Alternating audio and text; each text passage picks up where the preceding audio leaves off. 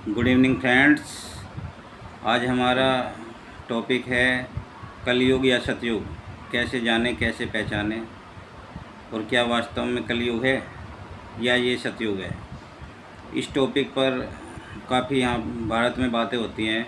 अक्सर गांव में कहने को मिल जाता है, जहाँ भी कोई दुर्घटना होती है या कोई ऐसी बात होती है जो समाज विरुद्ध लगती है, तो कहा जाता है कि भाई घोर कलयुग आ गया है। ये तो बिल्कुल कलयुग है, अब इस कोई सुधार नहीं हो सकता है। तो इस तरह की चीज़ें हैं, लेकिन हम ऐसी चीज़ों को कुछ लोग इग्नोर करते हैं और वही चीज़ उनके लिए अच्छी बन जाती है और वही उनके लिए सतयुग बन जाता है। तो मेरा कहने का ये अर्थ है कि चाहे कितना भी नेगेटिविटी क्यों ना हो, उसमें भी हमें पॉजिटिविटी सोचनी है और उसे सतयुग बनाना है। क्योंकि अगर हम नकारात्मक चीज़ें लेंगे, अगर हम कहेंगे कि ये कलयुग है, ऐसा कुछ लोग कह भी रहे हैं कलयुग है, और उस वजह से बहुत सारे लोगों को ये भी कह देते हैं कि भाई जन अब तो कलयुग है, कुछ करने की ज़रूरत नहीं है, कुछ मतलब करोगे तो उसका परिणाम वो नहीं मिलेगा जो आपको मिलना चाहिए, घोर कलयुग की स्थिति है। तो उन्होंने निराशा लोगों के मन में भर दी है, और लोग बाग भी, कुछ लोग तो उनके ऐसे बहकाए में आए कि उन्होंने काम करना ही छोड़ दिया है। उनके लिए तो वही हो गया है, अजगर करे न चाकरी, पंछी करे न काम, दास मलूका कह गए सबके दाता राम। तो वो जो है बस बगैर काम के ही सोच रहे हैं कि उनकी ज़िंदगी चल जाए, जबकि इसके विपरीत भी हमारे शास्त्रों में ये चीज़ें लिखी हैं, कर्म प्रधान विश्व करी राखा, जो जस करे तस फल चाखा। तो जो जैसा फल करेगा वैसा ही उसे परिणाम मिलता है। लेकिन जो कलयुग के समर्थक हैं, वे लोग ये चीज़ फैला रहे हैं कि नहीं, ये आप अच्छे कर्म भी करोगे जब भी बुरा परिणाम आपको मिलेगा, और जो है कुछ नहीं होने वाला। अगर कोई बुरा कर्म कर रहा है तो उसे का कुछ नहीं होता है, उसे भी अच्छा परिणाम मिलता है, जबकि ऐसा नहीं है। ये चीज़ें तब आती हैं लोगों के सामने जब वो जो है उसे तुलना करते हैं। तो तुलना करने की आपको ज़रूरत नहीं है, केवल आप अपने से तुलना न करके उसे वास्तविक परिदृश्य में देखें। अब मैं आपको यहाँ समझाने की कोशिश करूँगा कि जहाँ पे कुछ देश हैं उन्हें कलयुग नहीं मानते, ना वे कलयुग को जानते, ना सतयुग जानते, ना उन्हें हिंदी आती, ना संस्कृत आती, उनकी अलग भाषा है। जैसे आप कोरिया जाए तो वहाँ कोरियन भाषा है, जापान जाए तो जापानीज भाषा है, और इस तरह से जर्मनी जाए तो जर्मन भाषा है। तो इन लोगों ने कभी कलयुग सतयुग सोचा ही नहीं। उन लोगों ने कहा कि भाई हमारा तो आज का दिन है, वही सतयुग है, वही हम बेस्ट डे बनाएंगे। तो उन्होंने अपनी जो सारी फिलॉसफी है उसी पे केंद्रित किया है। उनका कहना है कि हमारा जो आज है वही सबसे बेस्ट है, और इसे हम अपनी तरफ से बेस्ट बनाएंगे। अब इस फिलॉसफी के जो लोग हैं वो भारत में भी तरक्की कर रहे हैं, और जो जो कलयुग मान के बैठे हैं, वो जो मेजोरिटी में हैं, वो लोग जो है यहाँ भी जो है मतलब तरक्की नहीं कर पा रहे हैं और बहुत पिछड़े हुए हैं। तो मेरा कहने का मतलब ये है कि आपको आज को बेस्ट बनाए, ये आपका सतयुग है। बल्कि विदेशों में, यूरोपियन कंट्रीज में ये कहा जाता है कि जो आज का दिन है उस जैसा दिन ना कभी ज़िंदगी में आया है आपके, और ना कभी आगे आएगा। तो आज के दिन को अपना सर्वश्रेष्ठ समय दे, सर्वश्रेष्ठ बनाएं, इसे अपनी सारी एनर्जी इसे सर्वश्रेष्ठ बनाने में लगाएं। और इस तरह से जो है उन लोगों के लिए सतयुग है वो, क्योंकि उन्होंने आज को अपना सर्वश्रेष्ठ बना लिया है। और यहाँ पे हमारे देश में कुछ लोगों को निराशावादी बना दिया गया है। तो उन्हें कहते भाई कलयुग है, कुछ नहीं होने का, बस आप टाइम पास करो। कोई ताश खेलने में लगा हुआ है, कोई जो है फालतू के गप्पे हाँकने में लगा हुआ है, कोई जो है बीड़ी सिगरेट पीने में लगा हुआ है, कोई जो है सुबह से ही जो है शराब पीने में लगा हुआ है। तो इस तरह से वो उन्होंने जो उनके दिमाग में नकारात्मक चढ़ी है, उससे जो है उनका भविष्य आप समझ सकते हैं कि क्या होगा। फिर बाद में कहते हैं भाई कुछ नहीं आ रहा है, कुछ रिजल्ट नहीं आ रहा है, कुछ परिणाम नहीं आ रहा है, सब बेकार ही बेकार है। जबकि ऐसा नहीं है। ये चीज़ें हमारे जो स्वतंत्रता सेनानी थे उन्होंने इन चीज़ों को देखा, उन्होंने देखा कि भाई यार ये तो हमारे यहाँ यूरोपियन आ रहे हैं, इनका तो सतयुग अभी चल रहा है। हमारे यहाँ जो उससे पहले दूसरे साम्राज्य इस देश से आए, उनका सतयुग तो जब भी चल रहा था। तो कहने लगे क्यों ना हम भी अपने देशवासियों के लिए सतयुग का निर्माण करें। तो उन्होंने जो इस तरह से पहले तो देश को आज़ाद कराया, फिर भारत का संविधान बनाया, और जब से भारत का संविधान बना है, मेरा मानना है कि सतयुग की शुरुआत हो चुकी है। आपका जो है 26 जनवरी 1950 जब देश रिपब्लिक बना, जब से आपके सतयुग की स्टार्ट हो गई है, और अब आप जो है ना सतयुग में रह रहे हैं। और तो इसलिए आपको अपने जीवन का सर्वोत्तम प्रयोग करना है और अपने आज को सर्वश्रेष्ठ बनाना है। और सर्वश्रेष्ठ बनाने के लिए जो संसाधन हो सकते हैं, ये सरकार, ये राष्ट्र, ये संविधान आपको दे रहा है, और जो है उसके अनुसार आप कार्य करें और आप खुद को सर्वश्रेष्ठ बना सकते हैं। और साथ ही अपने साथियों को भी सर्वश्रेष्ठ करें। आप अपनी जिम्मेदारी को निर्वहन करें तो आप अपना एक्सीलेंस प्राप्त कर लेंगे। जिम्मेदारी को निर्वहन करें। आपकी जिम्मेदारी आपके, अगर आप शादीशुदा हैं तो आपकी वाइफ के प्रति क्या है, आपके बच्चों के प्रति है क्या है, वो आप सोचे समझे तो आप सतयुगी बना लेंगे। लेकिन कुछ ऐसी घटनाएं हमारे समाज में होती रहती है। मैं भी प्रतिदिन अखबार पढ़ता हूँ, उसमें देखता हूँ हिंदी इंग्लिश के, कि ऐसी घटनाएं हो जाती हैं कि जो कलयुग के सपोर्टर हैं वो उनके जो है कॉलर खड़े हो जाते हैं। वो कहते हैं भाई देखा, हमने तो कहा ना ऐसा क्या क्या ऐसी चीज़ें हो रही हैं।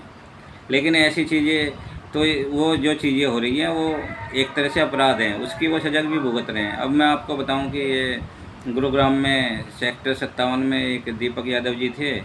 उन्होंने अपनी बेटी जो 25 साल की थी, आपकी राधिका यादव, वो किचन में थी, उस पर 3 गोली मार दी, वो जो है बेचारी मर गई। और बाद में जो पुलिस ने थोड़ा इन्वेस्टिगेशन जो अखबारों से पता लग रहा है उसमें ये आया है कि ये राधिका यादव एक टेनिस अकेडमी चलाती थी, जिससे उसके पिता नाराज़ थे। तो ऐसी घटनाओं को देख के जो है लोग कहते हैं कि भाई ये तो कलयुग है। बताओ, एक बाप ने अपनी बेटी को ही मार दिया है, जबकि वो पढ़ी लिखी भी थी और कोई नेगेटिव कार्य भी वो कर नहीं रही थी। वो अपना टेनिस अकेडमी चला रही थी, और टेनिस अकेडमी के बाद इवन जो है अगर वो नेगेटिव भी कर रही थी तो उससे के पिता को हत्या करने का अधिकार नहीं था ना। अपराध तो उसने किया ही है। तो जो है अब ऐसे अपराध की वजह से लोग बाग कहते हैं कि भाई ये कलयुग है। लेकिन ऐसा है, जो अपराध करता है उसे उसकी सज़ा मिलती है। अब ये बताइए कि उसने मर्डर कर दिया अपनी बेटी का, तो जो ये कलयुग के सपोर्ट हैं कि कुछ नहीं होने का, इसे सज़ा नहीं मिलेगी, उसे तुरंत उस पर FIR दर्ज होगी और जो है वो जेल में पहुंच जाएगा। अब पता नहीं कितने साल जेल में रहे। यहाँ तो आपने देखा ही है कि एक वो गोल्ड सिल्वर मेडलिस्ट थे ओलंपिक में, उन्हें भी जेल में रहना पड़ गया था। तो अपराध में लोग जो अपराध करता है उसे सज़ा का ये तरीका है हमारे यहाँ पे, उसे जेल भेज दिया जाता है जब तक रेगुलर बेल नहीं मिलती है, जब तक जेल में रहता है। तो ये जो ये कह रहे हैं कि नहीं जी गलत काम करके भी सही नतीजा निकलता है, तो कहाँ निकल रहा है? गलत काम का हमेशा गलत नतीजा ही होता है। तो आप ये अपने दिमाग में बैठा लें इस चीज़ को। अगर आप अच्छे काम करेंगे तो आपके अच्छा नतीजा आएगा और वही सतयुग आपके लिए। और अगर आप जो है गलत काम करेंगे तो उसका गलत नतीजा होगा, और वही आपके लिए कलयुग है। तो आप जो है कलयुग से बचें और सतयुग की तरफ चलें, और सतयुग के लिए अपने जो प्रयास ऐसे करें, अपना सेल्फ कंट्रोल रखें, आत्मसंयम रखें। हमारे यहाँ आज भी प्रभु श्री राम जी की मतलब जैसे हर घर में जो है सीताराम सीताराम लिखा जाता है, वो इसलिए लिखा जाता है कि जो आप, अगर आपकी शादी हो गई है तो अपनी वाइफ के प्रति समर्पित रहें। अगर वाइफ की शादी हो गई तो अपने हस्बैंड के प्रति समर्पित रहें।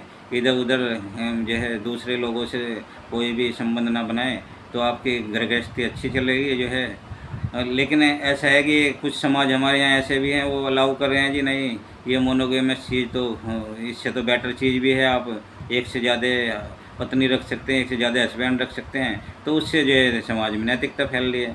इसके लिए जो है यूनिफॉर्म सिविल कोड की जो है सरकार से बात करी जा रही है कि भाई आप यूनिफॉर्म सिविल कोड लागू करें, कम से कम जो समाज में अनेकता है उसे तो ख़त्म की जाए।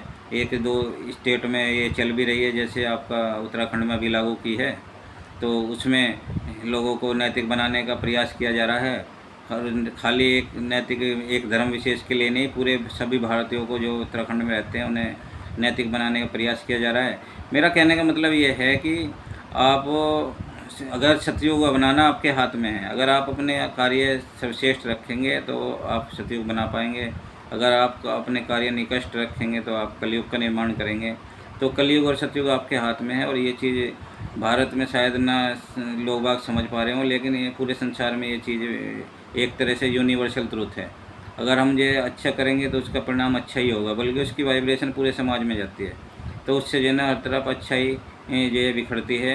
इसीलिए हमारे जो कानून भी इसीलिए बनाए गए हैं जिसमें कानून सम्मत है। विवाह संस्था को हमारे यहाँ बहुत ही एक तरह से पवित्र माना गया है। हिंदू मैरिज लॉ है, उसमें साफ साफ ये चीज़ें दी हुई हैं। इवन जो है ना जो आपका इनफिडेलिटी है, अडल्ट्री है, उसे एक डिवोर्स का ग्राउंड बनाया गया है। अगर कोई पार्टनर किसी अन्य से इनफिडेलिटी के संबंध रखता है तो वो तलाक ले सकता है ऐसे व्यक्ति से।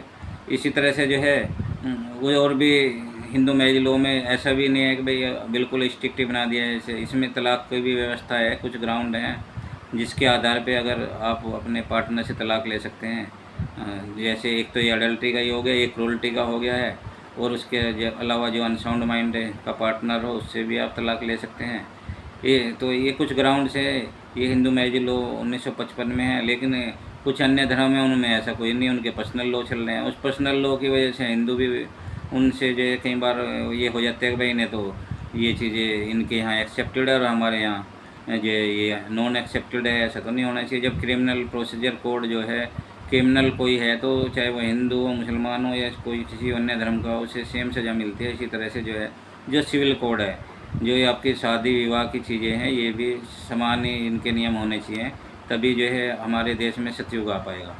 और इस यूनिफॉर्म सिविल कोड का मैं पहले से ही पक्षधर रहा हूँ, और मुझे भरोसा है कि जल्दी ये केंद्र सरकार भी यूनिफॉर्म सिविल कोड देश में लाएगी, और जिससे नैतिकता का माहौल बनेगा और हर भारतीय जो है तरक्की करेगा, और 140 करोड़ भारतीय अपना विकास कर पाएंगे। और मैं यहाँ भी ये भी कहना चाहूँगा कि कुछ चीज़ें फिर भी रह जाती हैं जिसकी वजह से समाज को लगता है यार ये तो वास्तव में कलयुग है। एक ऐसी घटना साहिबाबाद में हुई, वहाँ पे एक पति ने अपनी पत्नी को मार दिया, उसके 5 बच्चे थे। अब 2 बच्चे जो है वो खुद रख रहा था, 2 किसी मेरठ में किसी और अन्य व्यक्ति के पास थे। पता लगा कि उसे ये डाउट था कि उसकी वाइफ का उस अन्य व्यक्ति मेरठ वाले से संबंध थे, तो इससे जो है वो गुस्सा खा गया, उसने जो है उसे मार दिया। तो ऐसी घटनाओं से रोकने का तो फिर बेहतर इलाज ये है कि तलाक का प्रक्रिया और भी आसान कर दी जाए, क्योंकि जो है ना कम से कम जो पति है या पत्नी की जान तो बचे। अभी ऐसी एक और घटना आई थी, उसमें उसने एक दूल्हा था, चल भी रहा है वो, उसे जो है पहाड़ी से धक्का दे दिया था। नॉर्थ ईस्ट के एक स्टेट में ले जाकर उसे पहाड़ से धक्का दे दिया। उस पर भी जो है केस चल रहा है, उसकी जो वाइफ है, और उसमें भी यही आपका एक्स्ट्रामैरिटल अफेयर का एंगल समझ में लोगों को आ रहा है। तो ऐसी जब घटनाएं देखते हैं तो लोग कहते हैं जी ये तो कलयुग है। तो ये कलयुग नहीं है, ये एक अपराध है। ये अपराध ये रोकने के यही तरीका है कि ऐसे लोगों को कानूनी प्रक्रिया से सज़ा दिलाएं, और बाकी लोग डरेंगे और फिर जो है ऐसे अपराध नहीं होंगे। लेकिन मेरा यहाँ पे एक भी ये कहना बिल्कुल गलत होगा कि ये कलयुग है। आपको ये मान के चलना है सतयुग है। जब जिसने सतयुग माना है उस देश ने तरक्की की है। कोरिया सतयुग मान के चल रहा है, उसके जो है गोल्ड मेडल ओलंपिक में हमसे ज़्यादा आते हैं। हमारे 140 करोड़ हैं, वो जो है हमारे जो 10 करोड़ भी उनकी जनसंख्या ने है। जापान की जनसंख्या हमारे से 1/5 से भी कम है, तो फिर भी वो लोग जो है हमसे ज़्यादा गोल्ड मेडल ला रहे हैं, सिल्वर मेडल ला रहे हैं, और हर खेल में जो है ओलंपिक में हमसे आगे हैं।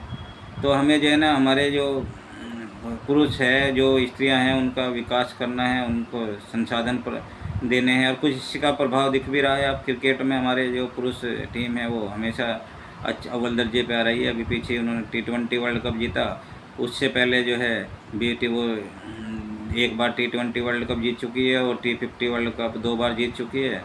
इसी तरह हमारी महिलाएं भी काफ़ी आगे चल रही है। आजकल महिलाएं भी जो है अंडर-19 T20 वर्ल्ड कप 2 बार जीत चुकी हैं। अब ये सीनियर वुमेन है, वो भी अच्छा प्रदर्शन कर रही हैं, इंग्लैंड में गई हुई हैं।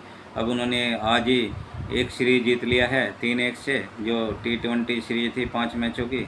और बताया है कि भारतीय महिलाएं किसी से कम नहीं है, और जो अंग्रेज़ महिलाएं हैं उनसे भी मजबूत हमारी भारतीय महिलाएं बन चुकी हैं। लेकिन ये सारी चीज़ें जब ही होती हैं जब हम अपनी फर्स्ट प्रायोरिटी राष्ट्रहित रखें। अगर हम जो है राष्ट्रहित को अपनी फर्स्ट प्रायोरिटी रखेंगे, हमारी जो महिला टीम है उसमें बहुत सारी महिलाएं हैं जो राष्ट्रहित में काम कर रही हैं। एक पुरानी कैप्टन थी वो मिताली राज जी, 40 साल तक उन्होंने शादी नहीं की और केवल देश के लिए खेलती रही। तो आपको बहुत सारे सेक्रीफाइस करने होते हैं, जिससे जो है ना आप राष्ट्र को ऊपर उठा पाते हैं और उसे सतयुग बना पाते हैं। हमारे प्रधानमंत्री जी हैं, आपने देखा होगा किस तरह परिवार से लग रहे के देश को चला रहे हैं और आगे लेके जा रहे हैं। 12 साल हो गए उन्हें प्रधानमंत्री पद पे। उससे पहले सीएम रहे हैं वो 3 कार्यकाल तक गुजरात में, और लगातार वे जो है राष्ट्र सेवा में लगे हुए हैं। उत्तर प्रदेश में योगी जी राष्ट्र सेवा में लगे हुए हैं। तो कुछ ना कुछ सेक्रीफाइस आपको करने पड़ते हैं। अगर आप जो है ये सोचे कि भाई नहीं मैं सेक्रीफाइस करे बगैर ही संविधान के उच्च पदों को प्राप्त कर लूँगा, तो ऐसा संभव नहीं है। अगर आप संविधान के पदों को तो नहीं प्राप्त करेंगे, लेकिन जो है आपको नुकसान ज़रूर हो सकता है अगर आप जो है आप सेक्रीफाइस नहीं करेंगे और अपना आत्म संयम नहीं रखेंगे। सेल्फ कंट्रोल, आप दीपो भव, आप विजयी भव।